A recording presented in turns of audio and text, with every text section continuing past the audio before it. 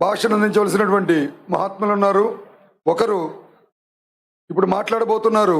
వారి తదుపరి విశ్వ హిందూ పరిషత్ కేంద్రీయ సంఘటన ప్రధాన కార్యదర్శి శ్రీ మిలింద్జీ కూడా చివరిగా వారు మాట్లాడి ఎందుకోసం ఈ సభ ఏర్పాటు చేసుకున్నామో వారి మాటల్లో కూడా మనం విందాము.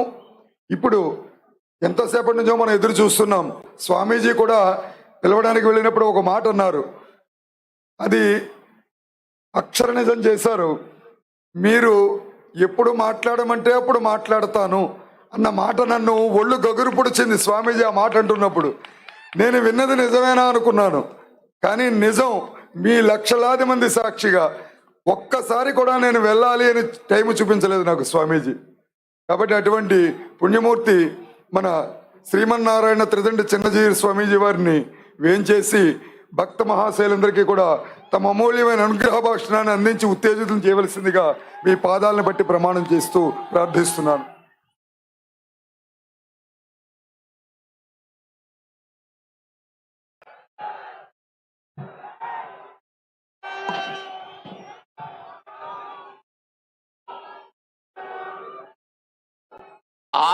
ఆపదామపహర్తారం దాతారం సర్వసంపదాం లోకాభిరామం శ్రీరామం భూయో భూయో నమామ్యహం.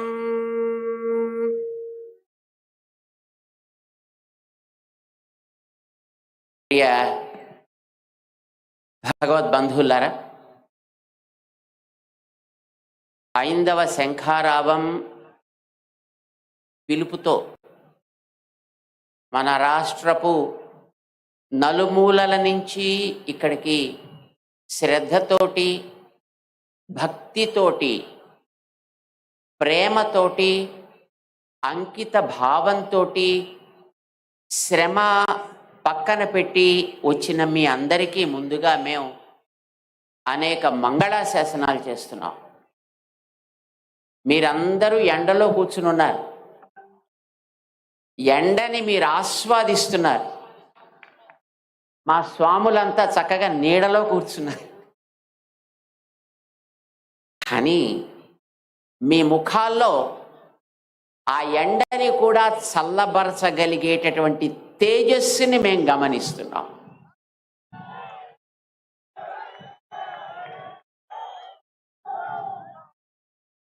ఆలయాల మీద మీకుండే ప్రేమ, ఆలయాలని కాపాడుకోవాలనుకునే మీ దీక్ష,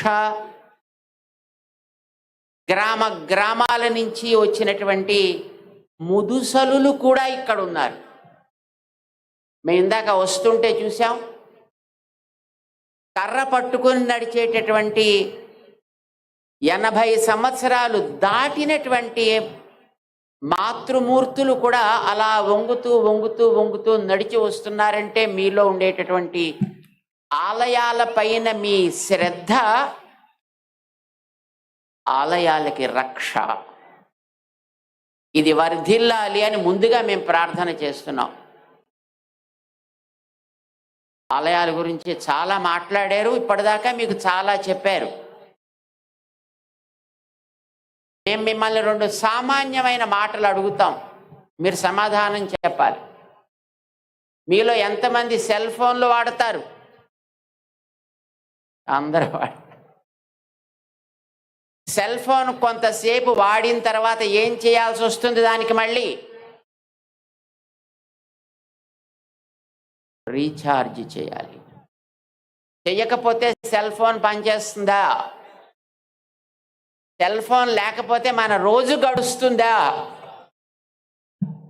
ఏది కట్టాలన్నా, ఏది పెట్టాలన్నా లేచినప్పటి నుంచి రాత్రి పడుకునేదాకా, పడుకున్నప్పటి నుంచి మళ్ళీ తెల్లారిగట్ట లేచేదాకా సెల్ ఫోన్ మీద ఆధారపడ్డ బతుకులు మనవి, అవునా కాదా? మరి ఆ సెల్ ఫోన్ రీఛార్జ్ చేసుకోవాలా వద్దా? చేసుకోవాలంటే సెల్ ఫోన్ ఎక్కడ పెట్టాలి? ఎక్కడో ఒక పాయింట్లో పెట్టాలి కదా. ఆ పాయింట్ పెర్ఫెక్ట్గా ఉండాలా వద్దా? వంకర టింకర కనెక్షన్స్ ఉంటే అది పనిచేస్తుందా? పనిచేయదు. మన శరీరమే ఒక సెల్ ఫోన్ అనుకోండి, మన జీవితమే ఒక సెల్ ఫోన్ జీవితం. మన భారతీయ జీవన వ్యవస్థ ఒక సెల్ ఫోన్ జీవితం అనుకోండి. ప్రొద్దున లేచినప్పటి నుంచి మర్నాటి ప్రొద్దున లేచేటంత వరకు ఎన్ని పనులు మనం చేస్తున్నామో వీటన్నిటికీ కూడా కేవలం బతుకు కోసం మనం చేయటలా, భగవంతుడి సేవగా చేస్తున్నాం. వివాహం జరిగినా భగవత్ సేవగా, భోజనం చేసినా లోపలుండే అంతరాత్మకి మన నైవేద్యం పెడుతున్నట్టుగా, వివాహం జరిగి కాపరం చేస్తున్నా మన తర్వాత ఆ సేవ కొనసాగించే వారసులు కావాలి అని జీవితం అట్లానే చేస్తున్నామా లేదా? ఏ పని మనం చేసినా దైవ సేవగా చెయ్యాలి అని, అది ఒక యజ్ఞంగా భావించాలి అని మనకి మన పెద్దలు, మన గురువులు, మన తల్లిదండ్రులు నేర్పిస్తే ఈ జీవితం అనేటటువంటి సెల్ ఫోన్ని మనం అట్లా సాగిస్తున్నాం, అన్ని వ్యవహారాలు చేస్తున్నాం. మరి దీనికి రీఛార్జ్ ఎక్కడ పెట్టాలి? మనలో ఉండే ఆ భావనని ఎక్కడ మనం రీఛార్జ్ చేసుకోవాలి? ఆ రీఛార్జ్ సెంటర్ ఆలయం.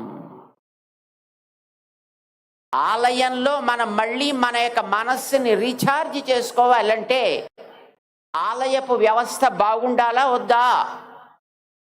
మరి రీఛార్జ్ పాయింట్ సరిగా పనిచేయకపోతే మీ సెల్ ఫోన్ ఛార్జ్ అవుతుందా? అట్లానే ఆలయ వ్యవస్థ బాగోలేకపోతే, ఆలయ వ్యవస్థ సరిగ్గా సాగకపోతే మన జీవితానికి కూడా మళ్ళీ అర్థం చెప్పుకోగలిగే స్థితి ఉండదు. కనుకనే ఆలయాలు బాగుండాలి. మీరందరూ ఇక్కడికి దేనికోసం వచ్చారు? ఇప్పుడు ఆలయ వ్యవస్థ బాగుండాలి అని అడగడానికేనా కాదా? ఇది బాగుండాలి అనే గతంలో మహారాజులు ఆలయాలు కట్టినప్పుడు, జమీందారులు ఆలయాలు కట్టినప్పుడు వాటికి వందల ఎకరాల భూములు ఇచ్చి, లక్షలు ఖరీదు చేసే ఆభరణాలు ఇచ్చి, వాటి పోషణకి ఎంతెంతో పెద్ద వ్యవస్థని చేశారు. ఎందుకనంటే ఆ వ్యవస్థతోటి ఆలయం బాగా సాగితే ఆలయానికి వచ్చే మనందరి జీవితాలు సమర్థవంతం అవుతాయి. మన జీవితాల్లో మనం హాయిగా బ్రతకగలుగుతాం, సమాజం సుఖశాంతులతో ఉంటుంది అనే సంకల్పంతో ఒక మన రాష్ట్రంలోనే తీసుకుంటే సుమారు ఆలయాలకి 15 లక్షల ఎకరాల భూమి ఉండేదిట. అది క్రమంగా ఐసుగడ్డ కరిగినట్టుగా డిపార్ట్మెంట్ల చేతుల్లోకి వెళ్ళిన తర్వాత కరిగి ఈ వేళటికి ఒక 4.5 లక్షల ఎకరాలుగా మిగిలిందిట. అంటే ఎంత పోయింది? ఆలయాలకి చెందినటువంటి ఆస్తులు, ఆలయాలకి చెందిన భూములు, ఆలయాల్లో జరిగే ఆరాధనలు, ఆలయాలకి సంబంధించిన మనందరి యొక్క జీవితానికి కావలసిన నిర్ణయాలు ఎవరు చేయాలి? అసలు అవేమిటో తెలియనటువంటి ఆఫీసుల్లో పనిచేసుకునే అధికారులు చేయాలా? ఎవరు చేయాలి అవి? అడగడానికే ఇప్పుడు మీరందరూ ఇక్కడికి వచ్చారు. అది ఎవరిని అడగాలో మీ అందరికీ తెలియాలనే మన విశ్వ హిందూ పరిషత్ ఇక్కడ ఇంతమందిని సమావేశపరిచి ఇంతమంది పెద్దలని ఇక్కడికి తీసుకొచ్చి మీ అందరి ముందర ఇక్కడ కూర్చోపెట్టింది. మన రాష్ట్రంలో అన్ని మూలల నుంచి మిమ్మల్ని అందరినీ ఇక్కడికి తీసుకొచ్చిన కారణం ఎవరిని మనం అడగాలి, దాన్ని ఎవరి ద్వారా నడపాలి అనేది మీకు తెలియచేయడం కోసం. ఆలయాల్లో పూజ జరగాలంటే 5 నిమిషాలు చేయండి, అరగంట చెయ్యండి అని ఎవరు చెప్పాలి? ఒక ఆఫీసర్ చెప్పాలా? ఒక ధర్మాధికారి చెప్పాలా? ఎవరు చెప్పాలి? కట్టుకున్న ఆలయాలు మీరు కట్టుకున్నారు. ఈవేళ మన ఆలయాల్లో, మన కాలనీస్లో, మన ఉండే ఊళ్ళల్లో చిన్న చిన్న ఆలయాల్ని మనం కట్టుకుంటున్నాం. మీరందరూ కట్టుకుంటున్నారు. ఒక్కొక్కరు కొద్ది తాము సంపాదించే సంపాదనలో అక్కడక్కడ పెట్టి ఆలయాల్ని మీరందరూ కట్టుకున్నారు. కట్టుకున్న మీకు దాన్ని నడపడం చేత కదా? చేతన అవును, మేం కట్టుకున్న ఆలయాన్ని మేము బాగా నడపగలము. ఎంతమంది అనుకుంటున్నారు మీరు? అందరికీ వచ్చు. కట్టిన ఆలయాన్ని మీరు ప్రతిష్ఠ చేశారా? ఎవరైనా పెద్దలని పిలిపించి చేయించారా? ఎవరో అయ్యగారు, ఎవరో ఒక స్వాములారు, ఎవరో ఒక సంప్రదాయపు పండితులు వాళ్ళేనా ప్రతిష్ఠ చేసింది? లేకపోతే మనమే చేసేసామా? పెద్దవాళ్ళు వచ్చి కదా చేశారు.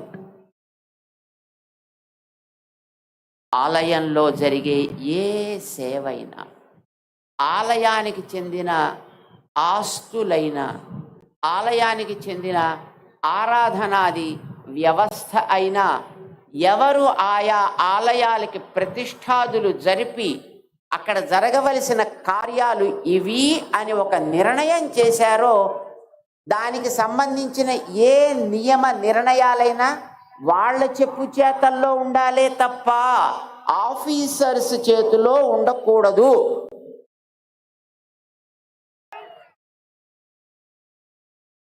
ఆఫీసర్స్ ఉంటామంటే మాకు అభ్యంతరం లేదు, కానీ ఆ ప్రతిష్ఠాదులు చేసినటువంటి పెద్దలు ఎవరున్నారో వాళ్ళ ఆదేశానికి విరుద్ధం కాని రీతిలో వాళ్ళు వాటిని నిర్వహించగలిగేట్టుగా అయితే వాళ్ళు ఉండాలి.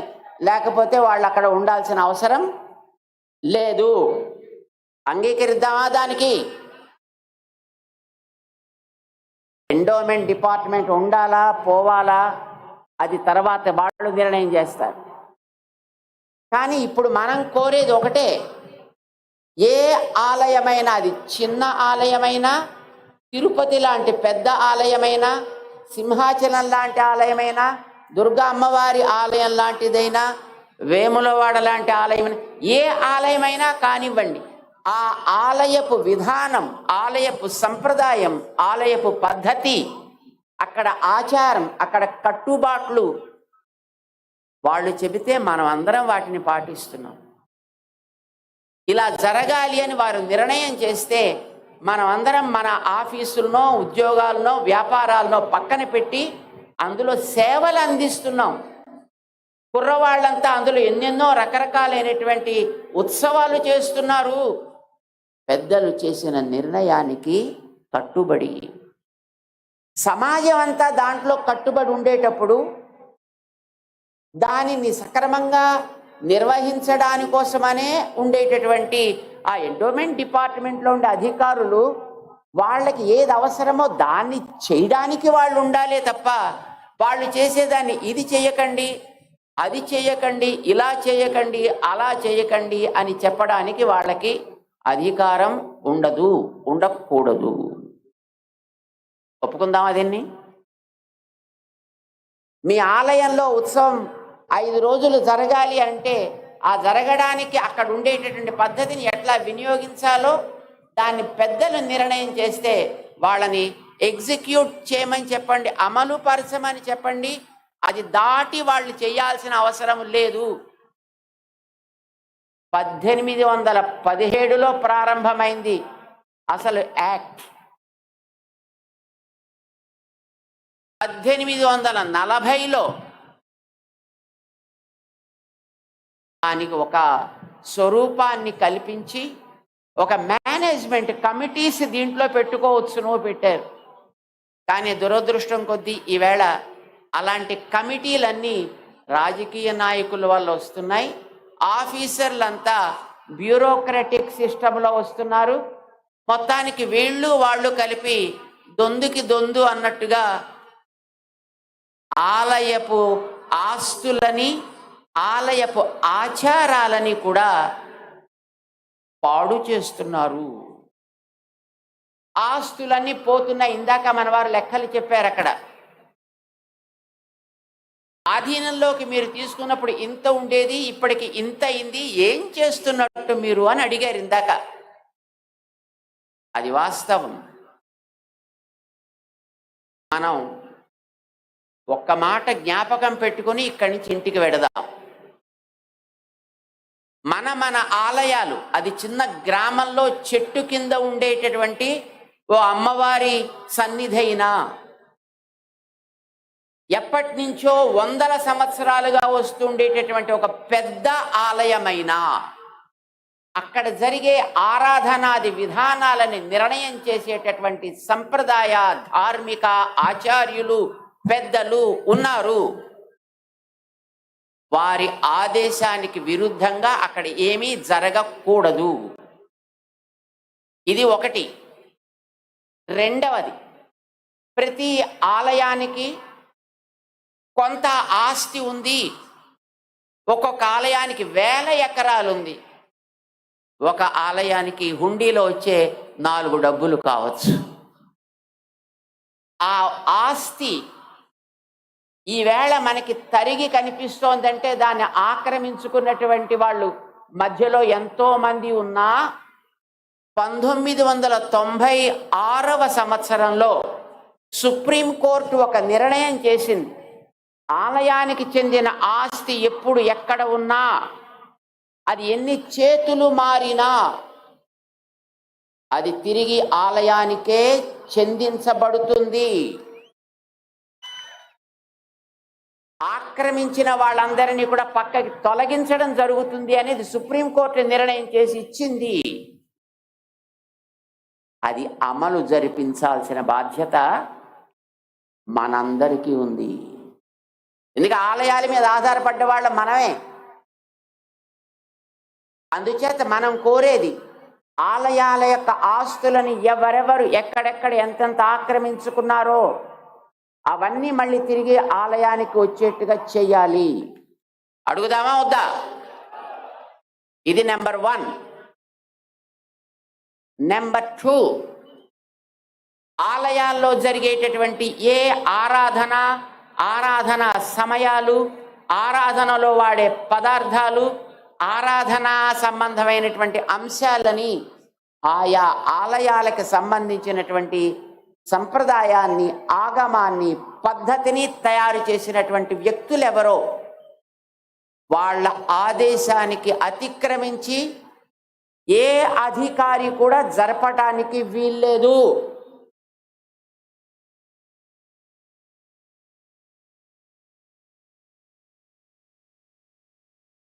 ఒక మాట చెప్తా, ఆలయాల్లో, తిరుపతి లాంటి ఆలయాల్లో అక్కడ ఉండేటటువంటి ఒక సభ్యుడో లేకపోతే చైర్మనో అధికారో పైసలు ఉన్న వాళ్ళ కోసం విఐపి దర్శనాలు పెట్టి, పైసలు లేని వాళ్ళకి రోజుల తరబడి వెయిట్ చేసేట్టు చేస్తే, ఆయన ఉండేటటువంటి కాలంలో 4.5 లక్షల మందికి విఐపి దర్శనాలు ఇచ్చేట. 4.5 లక్షల మందికి. అలాగా డబ్బున్న వాళ్ళకి విఐపి దర్శనాలు దేవుడి దగ్గర ఉంటాయా? మిగతా మతాల్లో అయ్యా నీకు డబ్బులు ఇచ్చి నీకు కూడా ఇంపార్టెన్స్ ఇస్తాను రా అని వాళ్ళు తీసుకుపోతుంటే, నీ దగ్గర విఐపి దర్శనాలని పెట్టి వాళ్ళకే ఇచ్చి మిగతా వాళ్ళకి అవకాశం లేకుండా చేస్తే వీళ్ళంతా ఇతర మతాల్లోకి పోక ఏం చేస్తారు?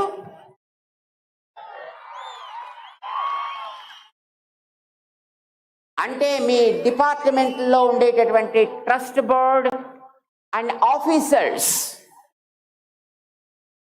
ప్రత్యక్షంగా ఈ హైందవ ధర్మంలో ఉండే వాళ్ళందరినీ మత మార్పిడికి ప్రోత్సహిస్తున్నారు. దీన్ని నిర్వహించడం ద్వారా ప్రేరేపిస్తున్నారు. మీరందరూ కూడా మీ దేవుళ్ళు పైసల వాళ్ళు, వాళ్ళ దేవుళ్ళు ఫ్రీ దేవుళ్ళు. ఫ్రీ దేవుళ్ళు కాదు, పైసలు ఇచ్చే దేవుళ్ళు అని. అందుకే అట్లాంటి ఆఫీసర్స్, అట్లాంటి ట్రస్టీస్ ఈ ఆలయాలకి పనికిరారు.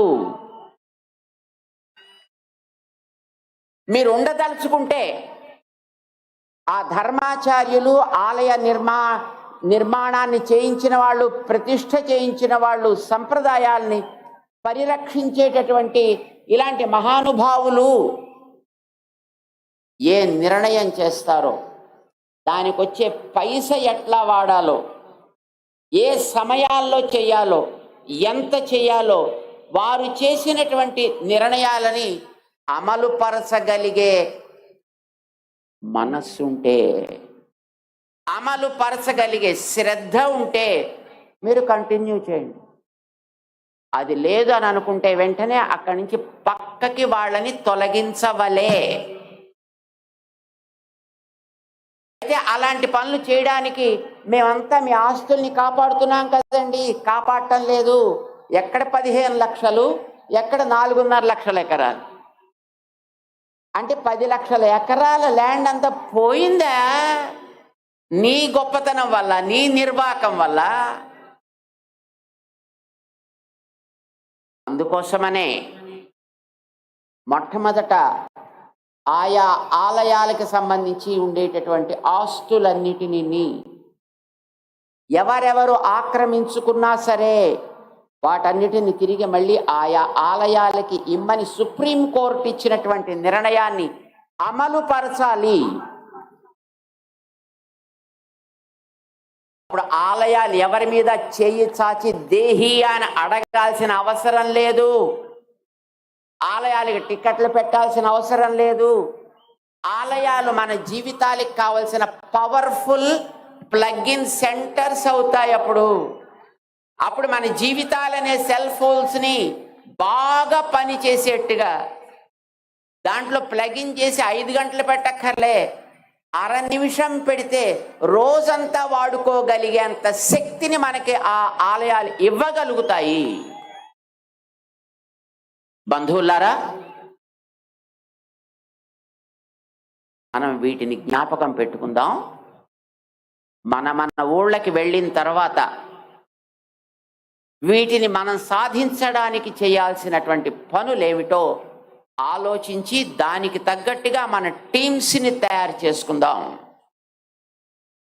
మనతో పాటు ఒక సమూహాన్ని, దీన్ని అర్థం చేసుకోగలిగే సమూహాన్ని మనం తయారు చేద్దాం. ఇవి జరపండి అని మనం అడుగుదాం. ఈ హైందవ శంఖారావం ఆ ప్రేరణ మనకి ఇవ్వగలిగితే మనమందరం ఇక్కడికి ఇంత దూరం శ్రమపడి మన ఊళ్ళ నుంచి, ఎక్కడెక్కడో శ్రీకాకుళం అవతల నుంచి, అటు క్రిందెక్కడో చిత్తూరు చివరి నుంచి, అటు నెల్లూరు చివరి నుంచి ఇంత దూరం ఇన్ని బస్సుల్లో, ఇన్ని కార్లలో, ఇన్ని రైళ్లల్లో మీరు కష్టపడి వచ్చి ఇంతసేపు ఇట్లా ఎండ ఫేస్ చేస్తూ, ఎండని చూస్తూ మీరు కూర్చున్నారు. మీరు కూర్చున్నటువంటి ఆ శ్రమ, మీరు పడ్డటువంటి ఆ కష్టం మనం ఇక్కడి నుంచి వెళ్ళినప్పుడు తీసుకువెళ్ళే ఈ సందేశం ద్వారా సఫలం కావాలి. ఆ రకంగా మన ఆలయాలని మళ్ళీ పవర్ఫుల్ సెంటర్స్గా మనం తయారు చేసుకోగలగాలి. అది చిన్న ఆలయం కావచ్చు, పెద్ద ఆలయం కావచ్చు. వాటి కోసం మనం కృషి చేద్దామా? అందరం సిద్ధమేనా? అందరూ రెడీ? మీ అందరికీ కూడా ఆ సంకల్పం దృఢమవ్వాలి, స్థిరమవ్వాలి. మన పెద్దలందరూ మనకి ఎప్పుడు రక్షగా ఉండాలి అని ఆశిస్తూ జై శ్రీమన్నారాయణ. बोल सीतारामचंद्र महाराज की, पवन सुत हनुमान की, समस्त भक्त वृंद की जय श्री राम. విడి విడి గుంటే